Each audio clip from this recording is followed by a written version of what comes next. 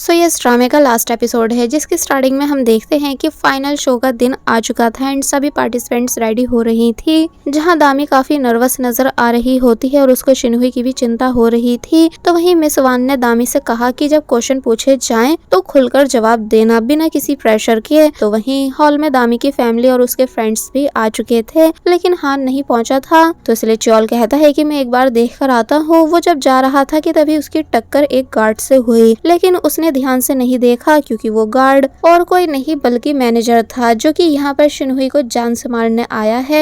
तो वहीं हान हॉस्पिटल से निकल नहीं पा रहा था तो उसके दोस्तों ने कहा कि तुम चले जाओ, हम हैंडल कर लेंगे। तो वो उन्हें थैंक्स करके जाने लगा लेकिन तभी एक एम्बुलेंस वहां आ गई तो हान को वापस वहां पर आना पड़ा और उसने देखा कि एम्बुलेंस में और कोई नहीं बल्कि शिनहुई का भाई है। इसलिए देखकर वो काफी ज्यादा हैरान था। तो वहीं कॉन्टेस्ट में शो शुरू हो चुका था और पहले एक ग्रुप डांस हुआ जहां दामी को देखकर उसकी फैमिली बहुत खुश हो रही थी। मिंजी और यामी ये दोनों भी आ गई थी और वो यही बात कर रही थी कि बस शिनहुई और दामी में से ही कोई एक जीत जाए। तो वहीं यहाँ इनका डांस चलता रहा और वहाँ हान हॉस्पिटल में काई का इलाज कर रहा था। जब काई को होश आया तो उसने भी हान को पहचान लिया लेकिन वो कहता है कि मुझे जल्दी यहाँ से जाना होगा। हान ने उसे रोका कि तुम ऐसे नहीं जा सकते हो। तो काई ने हान को ही मैनेजर के बारे में सब बता दिया और कहा कि शिनहुई की जान खतरे में है। तो ये सुनकर हान शॉक रह जाता है, इसलिए वो जल्दी से यहाँ से जाने लगा शिनहुई को बचाने के लिए। साथ ही वो काफी ज्यादा घबरा भी रहा होता है। जब वो हॉल के बाहर पहुंचा तो काफी देर हो चुकी थी यानी कॉन्टेस्ट शुरू हो चुका था, इसलिए हान को अंदर नहीं जाने दिया जा रहा था। तो तब हान दूसरा रास्ता ढूंढने लगा अंदर जाने के लिए। तो वही सब पार्टिसिपेंट्स का इंट्रोडक्शन हुआ और फिर बेस्ट 8 को सिलेक्ट करा गया जिसमें शिनहुई और दामी ये दोनों भी थी। दामी ने वहाँ मैनेजर को देखा लेकिन उसको लगा कि ये उसका वहम है, इसलिए वो स्टेज पर चली जाती है। फिर सबसे क्वेश्चन करे गए। शिनहुई से पूछा गया कि आप मेमोरी को कैसे डिस्क्राइब करोगी। तो तब वो कहती है कि मेमोरी मेरे लिए वो बस है जो जा चुकी है और भले ही उसमें काफी अच्छी यादें थी लेकिन अब वो कभी वापस नहीं आएंगी। इसलिए मुझे अगर टाइम मशीन मिली तो मैं पास्ट में नहीं जाते हुए फ्यूचर में जाकर ये देखना पसंद करूंगी कि मैं मिस कोरिया बनी या नहीं। तो ये सुनकर सब उसके लिए क्लैपिंग करने लगे। फिर नेक्स्ट क्वेश्चन दामी से पूछा गया कि आप टाइम मशीन से कहाँ जाना पसंद करोगी। तो तब वो कहती है कि मैं पास्ट के उस वक्त में जाना पसंद करूंगी जब मैं बस कंडक्टर हुआ करती थी और अपनी एक दोस्त जिसे शायद मैंने खो दिया है उसको गले लगाकर उससे माफी मांगूंगी और कभी उसे अपने से दूर नहीं करूंगी। शिनहुई हैरान हुई ये सब बातें सुनकर क्योंकि उसे पता है कि दामी उसी की बात कर रही है, इसलिए उसको थोड़ा बुरा भी लगने लगा कि कैसे दामी के दिल में मुझे लेकर आज भी प्यार है यानी कोई नफरत नहीं है और मैं हूँ कि उससे इतनी नफरत कर रही थी। तो वहीं दामी की फैमिली भी इमोशनल हो गई थी। फिर थोड़ी देर बाद बारी आई रिजल्ट अनाउंसमेंट की जहाँ सब काफी सीरियस हो चुके थे कि पता नहीं कौन मिस कोरिया बनेगी। यानी सब काफी ज्यादा नर्वस हो गए और जब रिजल्ट अनाउंस हुआ तो उसमें बताया गया कि शिनहुई मिस कोरिया बन चुकी है। तो ये सुनकर शिनहुई काफी ज्यादा खुश हुई एंड बाकी सब भी उसके लिए खुश हो रहे थे। यहाँ तक कि दामी भी यानी वो शिनहुई की जीत से सबसे ज्यादा खुश होती है और उस टाइम को याद करने लगती है जब शिनहुई ने बताया था कि उसका ड्रीम है मिस कोरिया बनना।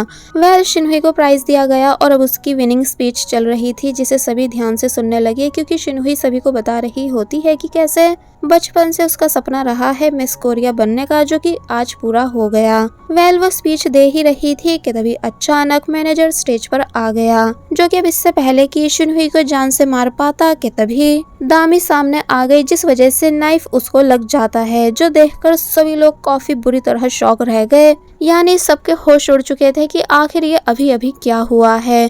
तो वहीं शिनहुई भी हैरान होती है एंड हान भी यहाँ आ चुका था और वो भी काफी बुरी तरह शॉक रह गया। तो वहीं दामी की मॉम चिल्लाने लगी तो ह्योन जल्दी से भागकर स्टेज पर गया। दामी जब नीचे गिर गई तो मैनेजर वापस शिनहुई पर अटैक करने वाला था लेकिन ह्योन और गार्ड्स ने आकर उसे पकड़ लिया और शिनहुई वहाँ दामी को पकड़कर रोने लगी।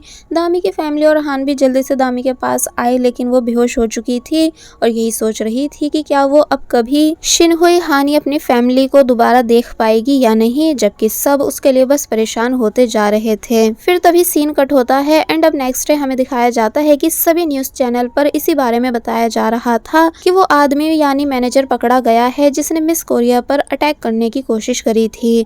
यानी कि उसे जेल में बंद कर दिया गया है और अभी इन्वेस्टिगेशन चल रही है कि इसमें और कौन कौन शामिल है। फिर तभी सीन हॉस्पिटल में शिफ्ट हुआ जहां दामी कोमा में जा चुकी थी और उसकी मॉम उसके पास बैठकर रो रही होती है, ये कहते हुए कि प्लीज जल्दी से ठीक हो जाओ, क्योंकि डॉक्टर्स ने जवाब दे दिया है कि कोई गारंटी नहीं है कि अब दामी कब कोमा से बाहर आएगी। कि तभी हान वहां आया और उसने मिस योंग से कहा कि आप घर जाकर रेस्ट कर लो, मैं दामी का ध्यान रखूंगा। मिस योंग कहती हैं कि रेस्ट की जरूरत तो तुम्हें है क्योंकि पिछले कुछ दिनों से तुम बिल्कुल नहीं सोए हो। तो तब वो कहता है कि कोई नहीं, पर बस मैं दामी का ध्यान रखना चाहता हूँ। तो मिस योंग चली जाती हैं। तो वहीं शिनहुई एक बार में बैठकर ड्रिंक कर रही थी। उसको बहुत गिल्ट हो रहा था दामी के साथ जो कुछ भी हुआ उसके लिए। कि तभी वहाँ कुछ लड़के आए जिन्होंने पहचान लिया था कि ये तो मिस कोरिया है, इसलिए वो लड़के शिनहुई के साथ फ्लर्ट करने लग जाते हैं और उससे काफी ज्यादा परेशान भी कर रहे थे। शिनहुई कहती भी है कि मुझे अकेला छोड़ दो, लेकिन वो लड़के मान नहीं रहे थे और उनकी बदतमीजी बढ़ती ही जा रही थी। कि तभी एंट्री हुई योनसिक की, जो कि उन लड़कों को वहाँ से भगा देता है और शिनहुई को लेकर बाहर आ गया और घर चलने को कहने लगा।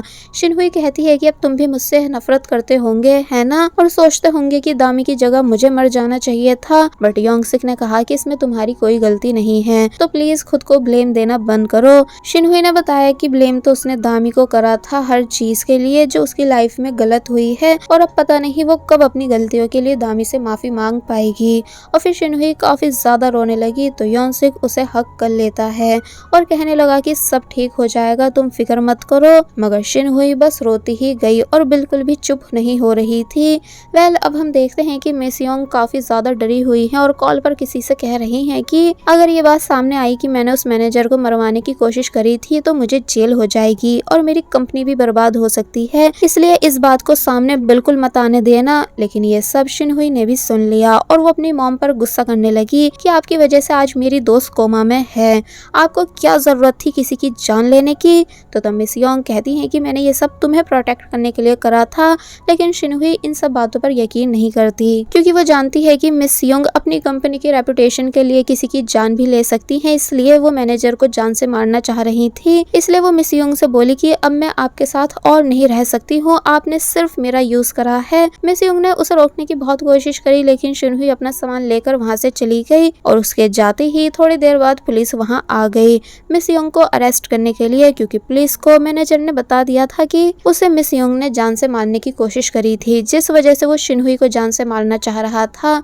तो वहीं शिनहुई चलते हुए दामी के घर पहुंच जाती है जहां नीचे रेस्टोरेंट बंद था। कि तभी मिस योंग उसको देख लेती हैं तो वो शिनहुई को ऊपर रूम में ले गई और उन्होंने कहा कि तुम दामी के रूम में रुक सकती हो जब तक दामी को होश नहीं आता। और फिर वो यहाँ से चली गई क्योंकि वो समझ चुकी थी कि शिनहुई अपना घर छोड़ के आई है और उसके पास और कोई जगह नहीं है रहने के लिए। जीसू और सीमू ने अपने रूम बंद कर लिए, यानी उन्होंने शिनहुई से कोई बात नहीं करी क्योंकि सब शिनहुई को रीजन मान रहे थे दामी के कोमा में जाने के लिए। तो तब शिनहुई भी चुपचाप दामी के रूम में आ जाती है जहाँ टेबल के पास वो अपनी और दामी की पुरानी फोटोज को देखकर काफी ज्यादा इमोशनल हो गई और रोने लगी और बस यही प्रे कर रही है कि दामी कैसे भी करके कोमा से बाहर आ जाए। तो वहीं हॉस्पिटल में हान रात को दामी के पास बैठकर दामी के साथ उसका फेवरेट सॉन्ग सुन रहा था और दामी से कहने लगा कि आजकल मैं ये सॉन्ग बहुत सुन रहा हूँ क्योंकि इसे सुनकर ऐसा लगता है कि जैसे तुम मेरे पास हो। और फिर इतना कहकर हान यहाँ काफी ज्यादा इमोशनल हो गया और इमोशनल होते हुए दामी को देखने लगा। तो वहीं दामी कोमा में वो टाइम याद करने लग जाती है जब वो हान, शिनहुई और चोल के साथ पहली बार घूमने गई थी, जहाँ वो काफी ज्यादा खुश थी क्योंकि सब काफी ज्यादा एंजॉय कर रहे थे।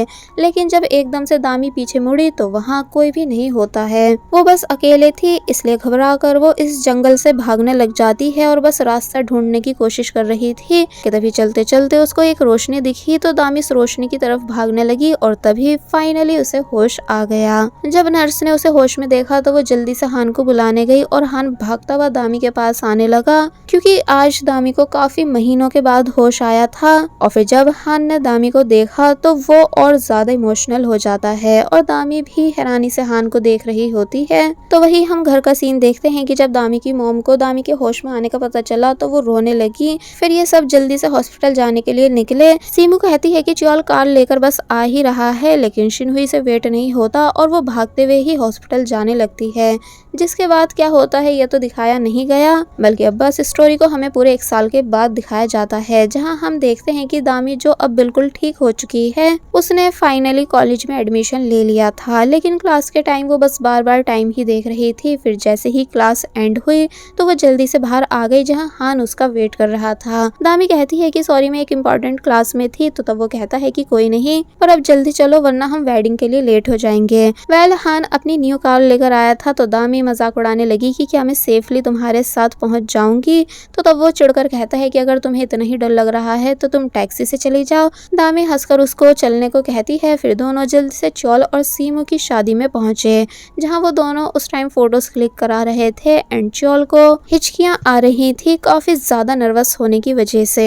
Bye the way Cheol and Sumi एक दूसरे को काफी ज्यादा पसंद करने लगे थे, इसलिए आज ये दोनों शादी कर रहे हैं। तो वहीं दामी ने च्योल की ऐसी कंडीशन देखकर हान से कहा कि तुम कुछ तो करो, तुम तो डॉक्टर हो ना। तो तब वो कहता है कि च्योल बस नर्वस है, इसलिए वो ऐसे रिएक्ट कर रहा है। और फिर उसने च्योल को रिलैक्स करवाने की कोशिश की। तभी शिनहुई भी वहां आ गई, जो कि अब एक फुल टाइम एक्टर बन गई थी, यानी वो अपनी लाइफ में काफी आगे बढ़ चुकी थी और अब साथ ही उससे कोई नाराज भी नहीं था। वेल च्योल ने सीमू से कहा कि मैं थोड़ी देर में आता हूँ, और फिर तभी वो यहाँ से भाग गया। तो तब सीमू भी उसके पीछे पीछे जाने लगी, ये कहते हुए कि कहीं तुम शादी से बचकर तो नहीं भाग रहे हो। तो ये सुनकर जीसू और शिनहुई भी उसके पीछे पीछे जाने लगी एंड दामी भी जाने वाली थी, लेकिन हान ने उसको रोक लिया और कहा कि सबको जाने की जरूरत नहीं है। और फिर तभी हान उससे बैक हग करता है और कहता है कि जब से तुम ठीक हुई हो तब से मेरा मन तुम्हें खुद से दूर करने का बिल्कुल नहीं करता है। दामी कहती है कि मैं समझ सकती हूँ, क्योंकि हमें ज्यादा टाइम भी नहीं मिल पा रहा है मेरे कॉलेज और तुम्हारे हॉस्पिटल की वजह से। फिर हान ने दामी को एक गिफ्ट दिया जिसमें एक पेंडेंट था। वो कहता है कि मैं वैसे तुम्हें रिंग देकर प्रपोज करना चाहता था, पर मैं अभी तुम पर प्रेशर नहीं डालना चाहता हूँ, यानी एक बार तुम्हारी स्टडी कंप्लीट हो जाए तो फिर हम आगे शादी की प्लानिंग करेंगे। तो ये सुनकर दामी काफी ज्यादा इमोशनल हो गई। हान ने दामी को पेंडेंट पहनाया और फिर ये दोनों एक दूसरे को किस करने लगे, क्योंकि ये दोनों साथ में बहुत ज्यादा खुश हैं। तो वहीं अब हम हियोन को देखते हैं, जो कि अपने लिए टाइम चाहता था, इसलिए वो अब्रॉड जा रहा था और कहने लगा कि शायद सबको हैप्पी एंडिंग नहीं मिलती है एंड डैडी लॉन्ग लेग्स का काम भी शायद सिर्फ दूसरों को खुश रखने का होता है, ना कि खुद खुशियां हासिल करने का। और फिर ये सब सोचते हुए वो उदासी के साथ यहाँ से चला गया, क्योंकि उसे बहुत दुख है कि वो दामी का लाइफ पार्टनर नहीं बन सका। फिर तभी सीन वापस शिफ्ट हुआ, जहां सीमू और च्योल की शादी होती है और फिर सब ग्रुप फोटो क्लिक कराते हैं, जिसमें शिनहुई फ्रेम में नहीं आ रही थी। तो योनसिक ने उसका हाथ पकड़कर उसको अपनी साइड में बुला लिया एंड मिस योंग उन्हें साथ देखकर स्माइल कर रही थी, क्योंकि अब मतलब साफ है कि फ्यूचर में ये दोनों कपल बनने वाले हैं, क्योंकि अब योनसिक भी शिनहुई को लाइक करने लगा है और शिनहुई भी हान पर से गिव अप करके योनसिक को पसंद करने लगी है। मगर तभी हमें किम दिखाया गया, जो कि रो रहा था सीमू की शादी होते हुए देखकर, क्योंकि भले ही पहले उसने सीमू की फिक्र नहीं करी थी, पर जब उसको अपनी बेटी के बारे में पता चला था तो वो सीमू की लाइफ में वापस आना चाहता था। पर वो ये भी अच्छे से जानता है कि अब अगर वो वापस आया तो वो सब खराब कर देगा, इसलिए उसने सीमू की लाइफ से दूर जाने का फैसला करा, ताकि सीमू च्योल के साथ खुश रह सके और उसकी बेटी को भी एक अच्छा डैड मिल जाए। वह सीमू अपना बुके फेंकती है, जिसको कैच करने दामी आगे आई, लेकिन वो हान के हाथ में चला गया। तो तब सब हंसने लग जाते हैं और कहते हैं कि वैसे बुके सही जगह लैंड हुआ है। तो तब ये दोनों शर्माने लगे। वेल हान ने बुके दामी को दे दिया, फिर वापस फोटो क्लिक होने लगे और फिर लास्ट में सीमू और च्योल दोनों अपने हनीमून के लिए सभी को बाय करते हुए यहाँ से चले गए। दामी ने शिनहुई और हान से पूछा कि क्या तुम दोनों आज फ्री हो। दोनों कहते हैं कि हाँ। तो दामी कहती है कि हम तीनों साथ में शहर के बाहर घूमने जाएंगे और फिर ये तीनों एक बीच पर जाते हैं, जहाँ दामी और शिनहुई तो काफी सारी बातें करते हुए चल रही थी और इन्होंने हान को अपना पर्स पकड़ा रखा था।